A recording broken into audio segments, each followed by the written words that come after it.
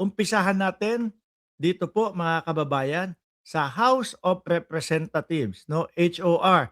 Si Sherwin Gatchalian ang kinikilala nila kesa kay Cayetano. Masakit ito ha, kay Cayetano. Pakinggan nyo mga kababayan. Bilang pagkilala sa kanya, Ayan, game! ang Senate Secretary na itinaga ni Senator Win Gatchalian ang inaabutan na ng mga liham ng Kamara. Aray ko po.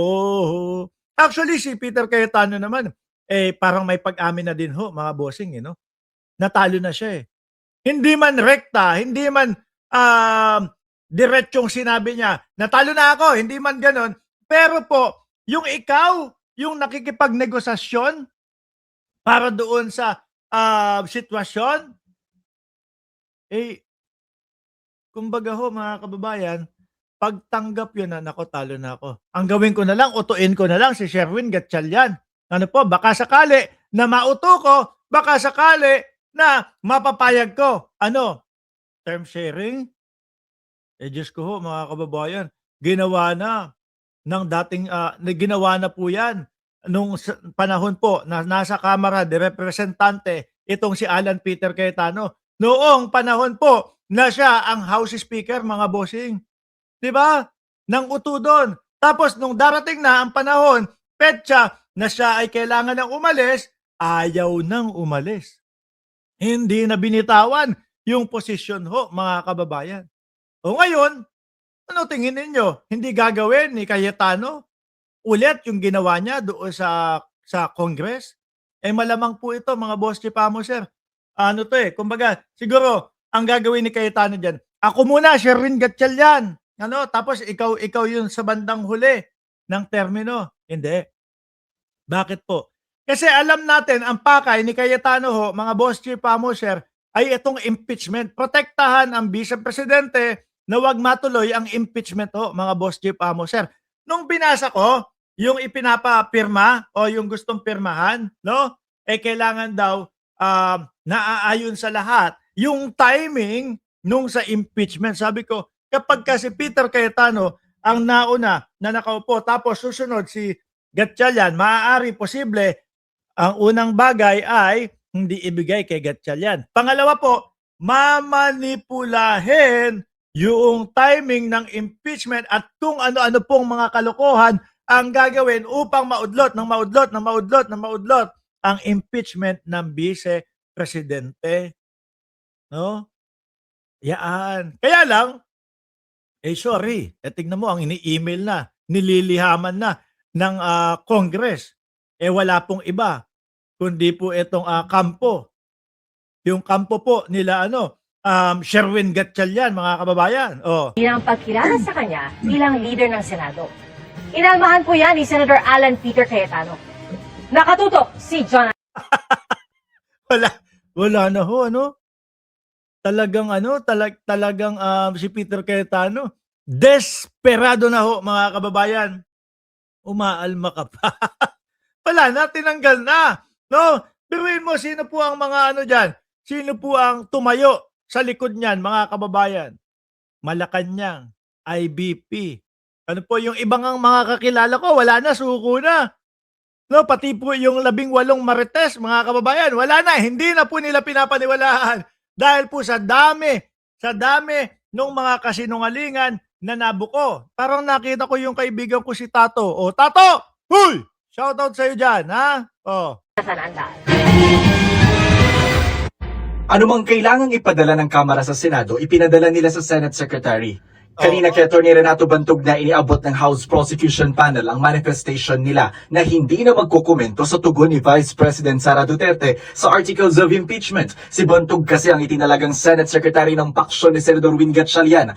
Wala pa ding sagot. Ulitin ko nga, parang yun yung pagkakasabi ko, wala pa din yatang sagot. Ang ipadala ng Kamara sa Senado, ipinadala nila sa Senate Secretary. Kanina kay Atty. Renato Bantog na iniabot ng House Prosecution Panel ang manifestation nila na hindi na magkukomento sa tugon ni Vice President Sara Duterte sa articles of impeachment. Si Bantog kasi ang itinalagang Senate Secretary ng paksyon ni Senator Win Gatchalian na siya nang kinikilala ng Kamara na leader ng Senado. Kay Bantog na rin ibinigay ng Kamara ang sulat tungkol sa paghahanda. Totoo po yan, Sir Arnedo Ulaes. Bukas ang Senate ay work from home, utos ni SP Gatchalian. At ay, hi Ma'am Josepa Oliva Lopez, pagkaganda naman po. Na-miss ko kayo. No? Bukas tiyak na mapapahiya na naman po itong kampo ni Alan Peter Cayetano, mga bossing. Sasabihin na naman yan. Nako, yung mga namin, mga staff namin, yung mga tauhan namin dito sa Senado, nalinlang ng grupo ni Sherwin Gatchalian. Ganyan po kasi yung sinabi, di ba, Ma'am Banjisan?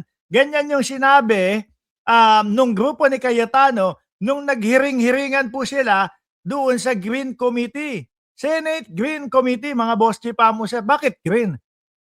Pang Duterte lang naman yung Senate Green Committee na yan eh. No? Alam naman natin na yaan ay para maudlot yung impeachment ni Vice Presidente at yaan ay para i-discredit yung mga tao na nagpupush ng impeachment. Tingnan nyo nga ho mga kababayan. Yung mga 18 marites na yan, sino lang ang inaano nila, tinatarget nila, yun pong mga tao na nagpupush ng impeachment kay Vice Presidente, no? Siyempre kapag nakita mo, kaya pala, no? Kaya pala gusto nilang ipa-impeach ang Vice Presidente dahil nakakatanggap sila ng maleta. Kaso ho, yung 5 o 6 na oras nilang naggagugaguhan doon, mga kababayan, ano, naggaguhan. Sinunog lang po ng 15 minuto ni Congressman Jose Alvarez. Pag upo doon, no? Wala akong bag, wala akong maleta. Ganun agad, di ba? Wala akong maleta. No, gusto ko i-kumpirma na wala akong natanggap na maleta. Sir, bakit po kayo nakasama dito sa maleta? Ewan ko, tingin ko, simula nung ipinadala nila ito sa aking liham na ito o mensahe, tapos ang sabi ko, hindi ko i-endorso ang impeachment ni Bongbong Marcos, hindi ko pa nabasa, pagkadami-dami, inaatat daw siya, bigla na daw napasama po sa maleta si Kong. Ayun, sunugo, mga kababayan. 6 na oras, 5 oras, 6 na oras nang naggaguhan sila doon. Nasunog lang. Nawala ng tiwala sa kanila ho. Ibig sabihin, gaano karami po, mga kababayan, yung mga gusto nilang biktimahin, no? Naisulong yung impeachment kay Bongbong Marcos na ating Pangulo, gaano kadami yun? Adala mo yan si Kong ganito. Pagka sinabi niya na ayaw niyang i-endorso, isama mo sa maleta, baligod. Ganun lang po style. Di po ba? Tuloy natin ito. Para sa State of the Nation address ni Pangulong Bongbong Marcos. Pero pinalagan niya ni Senador Alan Peter Cayetano na patuloy na iginigit na siya pa ang Senate President. Saan sa inyo? Tsaka doon sa mga DDS. Kayo na lang. Alam niyo, magtayo na lang kaya kayo na sarili niyong sarili niyong bansa. Sana ho mga kababayan ang Pilipinas, no, makadiskubre yung kumbaga sakop pa din ho ng Pilipinas, mga bossing. Makadiskubre ng isang isla, no, nasakop pa din ng Pilipinas, mga kababayan. Tapos lahat ng DDS, pati itong mga senador na mga puro Duterte lang ang pinaglilingkuran, ilagay doon lahat para sila sama-sama doon at maging mapayapa naman po itong itong bayan natin. At least nasa loob pa din sila ng Pilipinas. Di ba? Sabi ni Marco Odlabu, nakakahiya na yung ginagawa niyan. Pokemon Master, si Cayetano. Legitimate si Attorney Bantug. Sinabi na rin Illegitimate daw si Atty. Bantog pero doon pinapadala ng HOR. ng House Prosecution Panel na si Gatchalian ang kinikilala nitong impeachment presiding officer. Ang gate ng kampo ni Cayetano, siya ang Senate President dahil wala pang 13 ang senador na sumusuporta kay Gatchalian. Pero kung yan lang ang batayan para maging presiding Alam mo ba, Cayetano, hindi naman nila sinasabi na si Gatchalian ang Senate President. No, acting Senate President. Ano po? Acting Senate President. Hindi sinasabi na siya ang Senate President. No? At hindi kinakailangan ng 13. Ayan na nga, 12. Sok pa na. Nandiyan si Chis Escudero. na binabanatan na din po ng mga DDS. Officer na bago na rin yan ayon kay Senador Cheese Escudero. Nitong June 3 kasi, kasabay ng pagbakante ng 12-member quorum ng mga posisyon sa Senado, binago rin nila ang impeachment rules. Kung dati, automatikong Senate President ang magiging presiding officer, Naku, ano kaya si Cheese na bago na? Si Cheese kasi dati ho, mga kababayan, archive di ba? Ngayon kaya, mag all the way na si Cheese Escudero ay ano na, mag-push na din ng impeachment. Uy, nandito si Alaga, oh. Alaga, shout out sa'yo. ngayon pwede nang magbotohan sa kung sino ang magiging presiding officer, maliban kung ang lilitisin ay isang pangulo. Parang meron na ring blessing in disguise yun. Bakit? Kung may issue ngayon sa kung sino ang acting o Senate President at magbe-preside, pwedeng pagbotohan yun under our rules. Pero maging yan, illegal umano ayon kay Cayetano. They Iya, illegal. Lahat yata illegal na, no? Kapag ka hindi pabor kay Cayetano, illegal. they illegally amended the rules.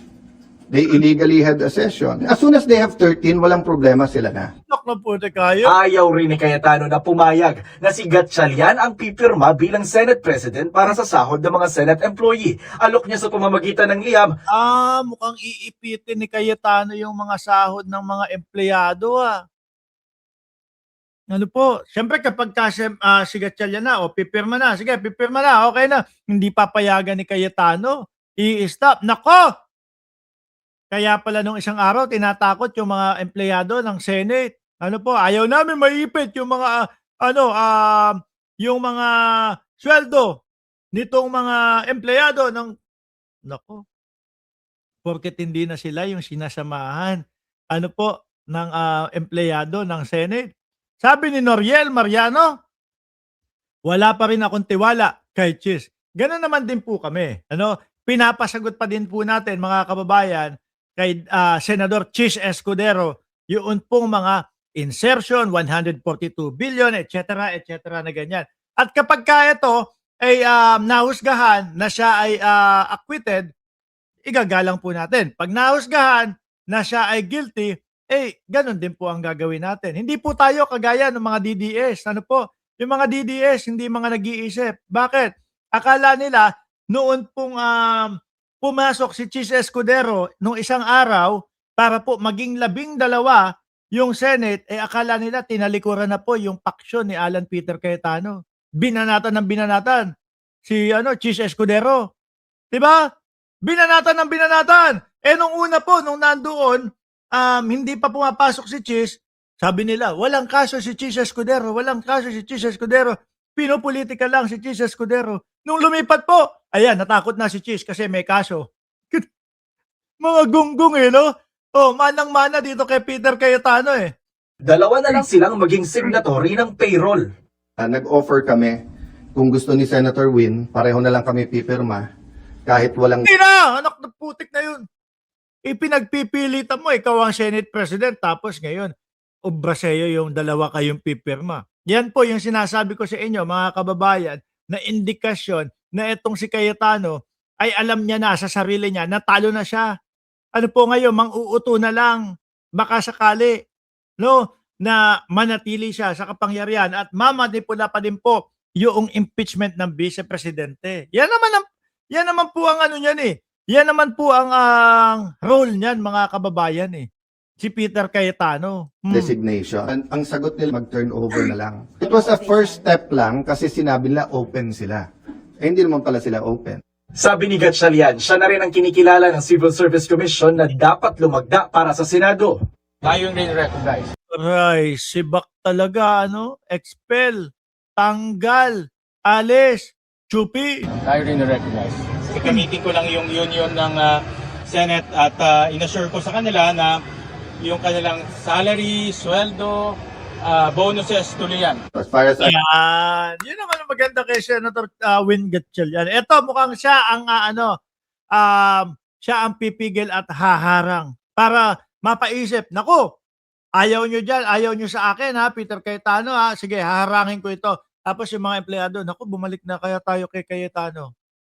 Pero hindi papayagan yun ni Gatchalian mga bossing. Nandiyan na si Bad Boy ng Ilocos, I'm concerned, nag-usurp ng authority si Senator Win because he's not really the acting president.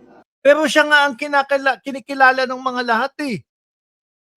Di ba? Sabi ni Legaspi, martial law na dapat gawin. Tapos no, etong mga DDS, yun nga.